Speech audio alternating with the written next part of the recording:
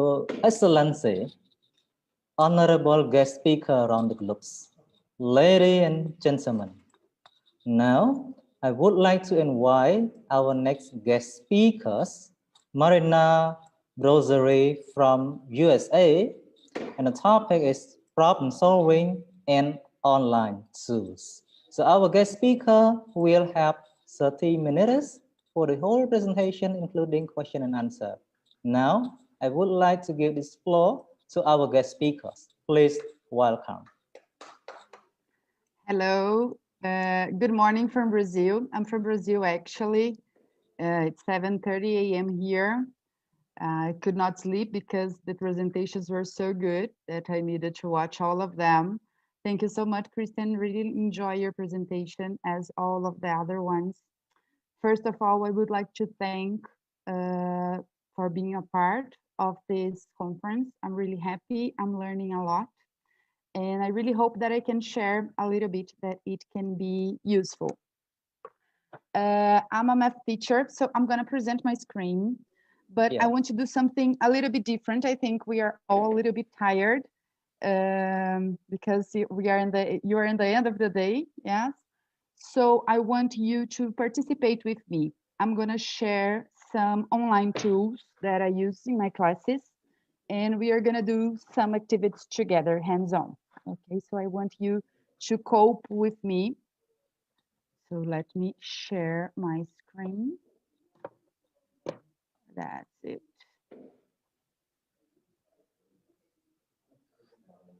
Okay, so I am Marina. I'm a math teacher from Brazil. I'm really in love for education. I really believe education is our most powerful weapon to change the world.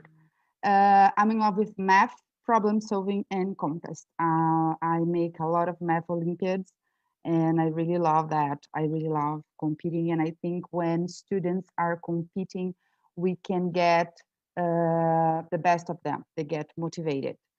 Doesn't matter if they win or lose. They don't need just want to win, but being a part of a competition normally motivates them a lot. Okay, so I will share with you how do I teach classes. I'm not a regular math teacher. I teach problem solving classes, the art of problem solving. So I'm going to share with you two things I normally do in my first classes, the steps of solving problems and working on some strategies. But we are going to do this using some online tools. This year in Brazil, not only in Brazil because of COVID, it was a different year for most of teachers. In Brazil, we practically did not have classes. We have like 20 days of classes this whole year. All the classes were online. The public schools did not have classes. They lost the year because most students in Brazil don't have the opportunity of having the technology they need.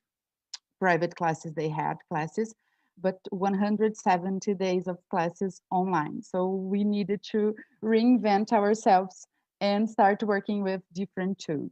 Okay, so first tool we're gonna use is Google Forms. I'm in love with Google Forms. I think most people that use that, it can be really, really helpful. I use it to make birthday confirmation, playing volleyball. I play volleyball, so when we are gonna make a game, I use Google Forms for almost everything. And during classes, it's very helpful because we can make assessments with that. It can grade students automatically. So normally when I have mock exams for using the last Olympiads challenges, I do that on Google Forms so students can have their grade right when they finished. Okay, so it's very, very useful. What we are going to do, we are going to share our information. I know that the conference has the website with most of our emails, but just for us to try a little bit now, everybody's going to enter in the Google form I created, and we're going to put our information there. This information generates a spreadsheet that it's also going to be shared with us. So to get in that, you can use this link here. Sorry, I need to stop presenting to copy this. you can enter in this link. I'm going to put on the chat that it's going to automatically open the Google form. Or you can, if you have your mobile with you, you can just scan the QR code and you're going direct there. So this is the Google Forms, very, very simple, just for us to try.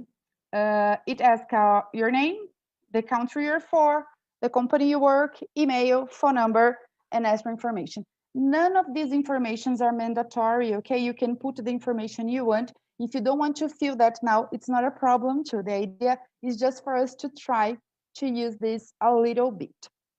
When you use Google Forms, I'm admitting people here. Is that okay, Nezra? You know, yeah. Yeah, you're welcome. So this generates automatically. You can transform this data you collect into a spreadsheet. Nobody answered that yet. There's only my answer here. So when I click here, we are going to have this spreadsheet that I already shared, okay, with you. That is this link here, okay? I love using GG shortener. It's like making a nickname for the long URL.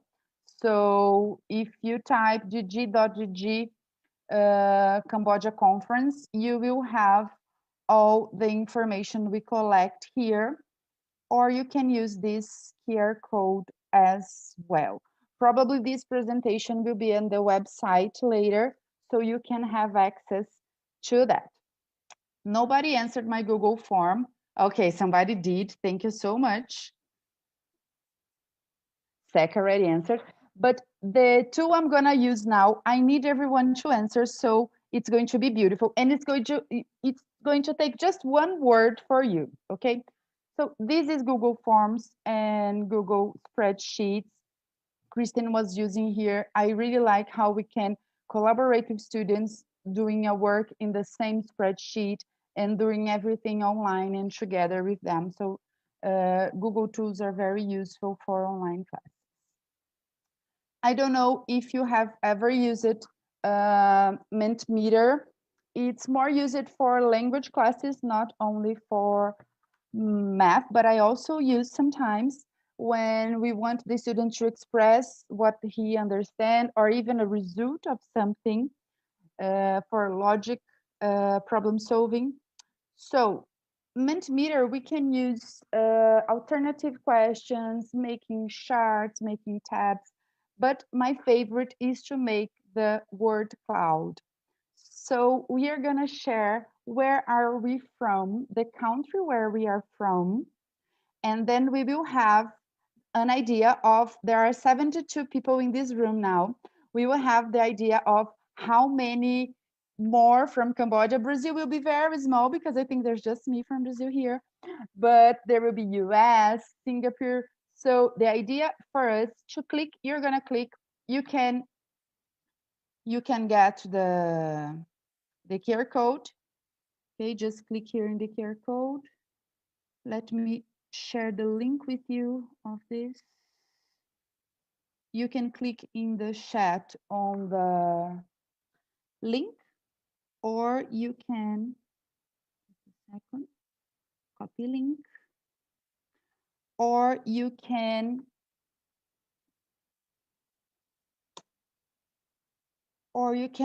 get the QR code here that I'm sharing the screen.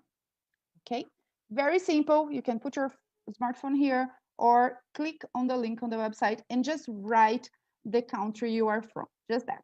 Okay, it doesn't matter if it's capital letter, it's always going to be small letters anyway, but do that and we are gonna see. I will give you 30 seconds to do that so we can see the result of people that are here, how many more Cambodia people are there, so we can have an idea with our word cloud. So this is very useful for synonyms, antonyms, feelings, and we can use in a lot of different classes. science classes, ELA classes, math classes, Congress we are doing to know what the audience thinks about something. Okay, so we can be very useful and very fun. I really like when we can engage with our audience. So let's see. Okay. So that's the result we have so far. A lot of people wrote Cambodia, so Cambodia is bigger. Let me write the Brazil here. Getting my cell phone, getting here. And I'm from Brazil. You can decide if the student can type 1, 2, 3, how many words he can type, and if the students can answer more than one time. So there's only one Brazil here, okay. Sek wrote a whole sentence, so there's one from here. This Cambodia, more people answered. Okay, at the end of our trial, we will come back here and see if we have more countries to look our beautiful word cloud. Okay, so this was our second tool to use. And now we are gonna start learning a little bit about problem solving. How do I teach problem solving? First thing we should do, most students and most people, when they think about problem, they think about something bad. The word problems give the idea of that's something bad. And problem is not something bad. Problem is something that needs a solution. We can have good problems, like I can be invited for 2 parties, or I can have a very nice conference with a terrible time zone. That's a good problem. I need to think about how to sleep during the day, but it's something good I need to solve, but it's a problem. Yeah, but it's not something bad. So the first thing I tell students about problem solving is that problem is not something bad. It's just something that needs a solution. And I love finding problems. I love finding solutions. So solving problems needs to be something nice. First thing we do about problem solving is think about the 4 steps to solve problems. First thing we need to think about the problem. We always think about the 2 situations. We need to think about what information the problem provides us and what information the problem asks from us. Then we need to make a plan. That's when we start talking about strategies to solve problems. After you have your plan, you solve, you put your plan in action. And when you finish your plan, you need to check your work. Doesn't matter if it's a math problem, if it's a life problem, if it's a science problem. All problems, we should think about these situations in all our life. If we have a problem, we need to think, what information does this problem brings to me? What information it gives and what do I need to provide to this? And then make a plan to solve, then we solve, and then we check if it's really solved. So to learn a little bit about this, I use another tool, but it's very nice. That's called Edpuzzle. I didn't know this before this year. I learned about this one this year. Google tools I use for a long time, but this Edpuzzle was new for me. It's a very nice tool to learn, to teach students with videos. So you can record your own video, or you can just get a video from YouTube or any other else, and you stop the video in a specific part that you want to make a question for your student. So you can stop the video, explain something, you can ask a question to check if that's right. So if it's explaining some math, we can have a math problem there. If it's a literature class, maybe it's a book reading and somebody's reading the book, and after the first page, you make a question to check how much did your student understand from that part. So it's a very nice tool, very simple to be used. We won't have time to do the whole. Are you listening me okay, guys? Is everything okay? I think I have a little delay here, but it's okay. So we won't be able to do all of the tool now. It's 90 seconds, the video I recorded about problem solving.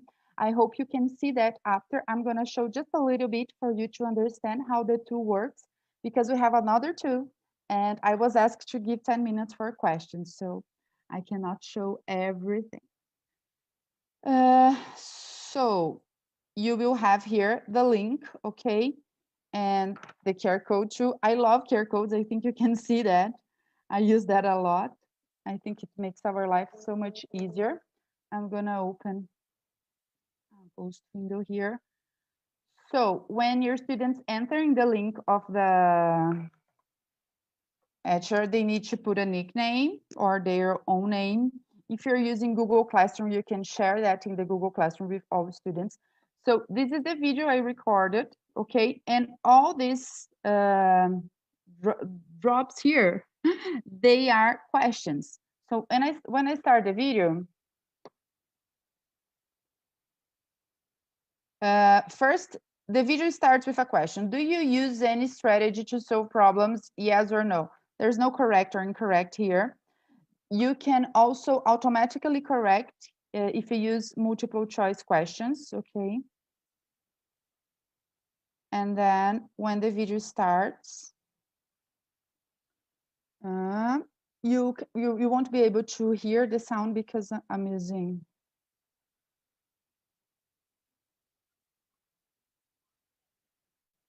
too loud. Okay, so the video starts and then every time it stops. How many steps the video is going to show? So the idea here is to share the tools with you, and then you can watch. And if you want to use this video in your classes, problem solving classes, be welcome to do that. Okay, so this tool is called Edpuzzle. The last tool we are gonna see, it's quizzes. I don't know if anyone know this tool. It's very similar to Kahoot. Okay, I think most teachers use Kahoot somehow. I use it a lot. I think it's really fun to use. The students get engaged in about learning that and trying to create a healthy competition. So why do I prefer quizzes than Kahoot? For the ones that already played Kahoot. So Kahoot and quizzes, it's an online game where students will answer the questions while you present your screen. You can assign this for them to do later, not making online, but it's so much enthusiastic when they do online. It's funnier, they engage more. And in Kahoot, they only see the colors. So they only see the answer blue, green, red, and yellow. They do not see the questions and the complete alternative again in their devices. They need to be watching your screen. So normally students, the best for them is wear two devices. When you are doing this in a regular classes is okay because you can present that and they can play. There's always there's also another one that's called Pickles that the students don't need to have a device. You print a QR code for the students, and the QR code, as it's a square, there are 4 sides. Each side he turns is the alternative letter A, B, C, or D. So only the teachers need to have one device. This is very useful when you are in regular classes and your students do not have access to devices in the class. They don't go with their mobiles, or we don't have computers for our students. So it's very useful. It's called Pickles. Okay, then I can share there in my presentation too. So in this quiz here, I'm going to erase this one because this was the online one. We won't be able to do that together. So this one is the assigned one that you can do if you want. In these quizzes, there are 8 strategies of solving problems.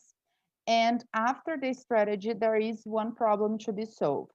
These problems were created by my students. So we were studying strategies and they needed to create. So all of the questions here, they were created by my students. Here, we can use the presentation mode. We can put videos here. So it's a slideshow. There is a video that's going to show that we are going to learn strategy to solve problems. And then in the second video, I think it's logical reasoning. Why do we use logical reasoning? When can that be useful? Okay, so you watch the video, use logical reasoning. Okay, just take some seconds of doing that. And then the student will have the questions that needs logical reason to be solved. So he will have some time to do that. And then he will answer if it's box number 1, 2, 3, or 4. I don't know what's the correct answer. I did not do. Oh, but I got right. And students will see their score online here. Okay, so the idea is for us to learn more about these tools, making the classes more interactive, engaging with our students. This presentation will be shared with you, okay? So we can have our computer there. You have my email in the website too if you have any questions. So I still have 9 minutes for the questions. I could finish almost on time. So if you have any questions, let me go back to the beginning here. Okay. Nice topic. Welcome, Marina.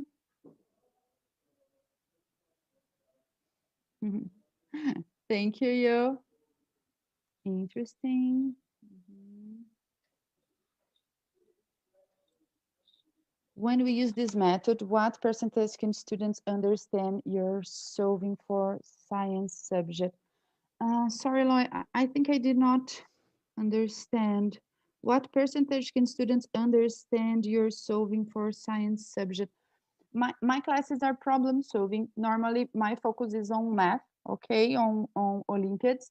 So they need to understand everything in my class. They do not leave until they understand. The idea is just for them to understand how to solve a problem. So think about the steps, stop before. It's very common even for the most brilliant math students. Normally, the most brilliant students make very simple mistakes because they do not understand exactly what the problem asks. For example, I am a very fast thinker and I'm very anxious. I want to do things fast. And it's very common for me to get a mistake when I'm doing a math test, because I think, as I know so much, that before reading the question, I try to guess what the problem is going to ask, and I think that's it.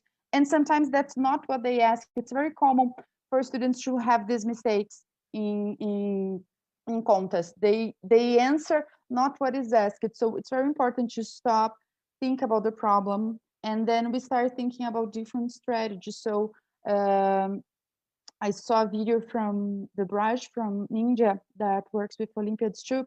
It's very common to have problems of number of animals' heads and animal feet. As in the farm, there are some pigs and some chickens, and there are 10 heads and 10 legs. We using this math problems, we can solve it in so many different ways. We can use algebra, we can draw, we can use logic, we can use guess and check. So it's very important for students try to solve it in different ways, thinking about math now, to learn in different ways. Okay, we can create a quiz using Google Forms. We can create a quiz using Kahoot. You can create a quiz using Picos that you don't need internet. You just need to print the QR codes, and the teachers need to have a mobile phone. So it's like the students will answer A, B, C, or D, depending on the side of the square, it's one letter.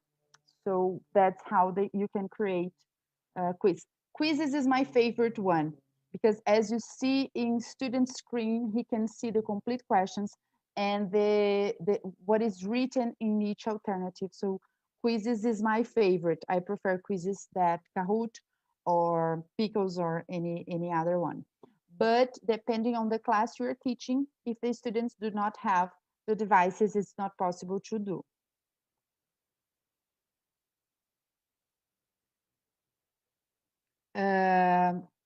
You can do it on paper. You can print that, like you put up. I used to do that when I was teaching English to my students. So they have A, B, C. So you present, or you just tell right on the board, and they can put up the letters of the answers, okay? If you have one device, you can use, let me put here.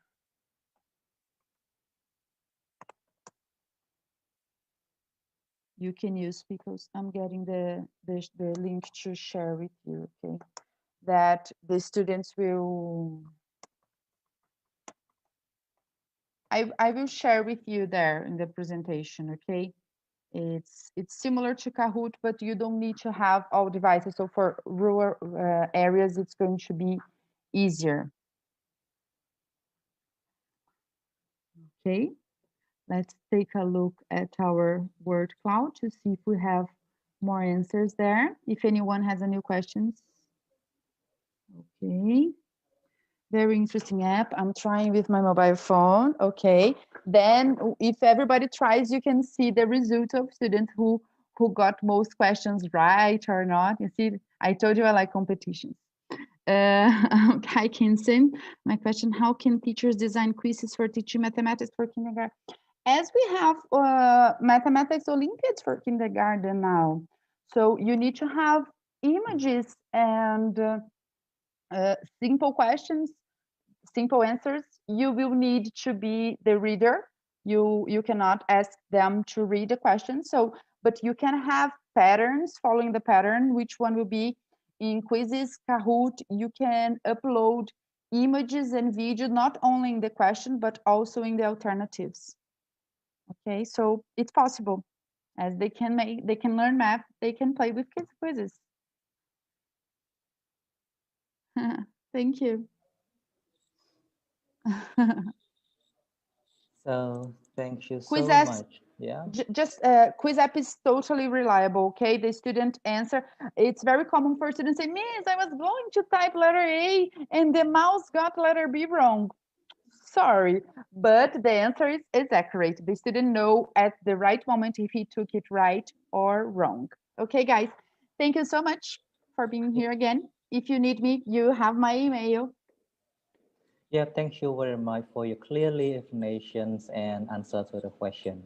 I am pretty sure that this presentation as well as answer and question could be useful for our audience. So thank you very much, Christianity, for your sharing and also presentation. So before ending up your presentation, do you have something to say? Do I have some? Do you have something to say before ending up your presentation? No, just really thank you for being a part of that. I'm really enjoying and learning a lot. And you have my email if anybody needs anything. I really like helping and sharing things. Okay, that's it. Thank you. Yeah, thank you so much for your presentation and thank again. So here comes to the end of your presentation. Thank you so much. Thank Hope to you. see you again. Thank you. Thank you.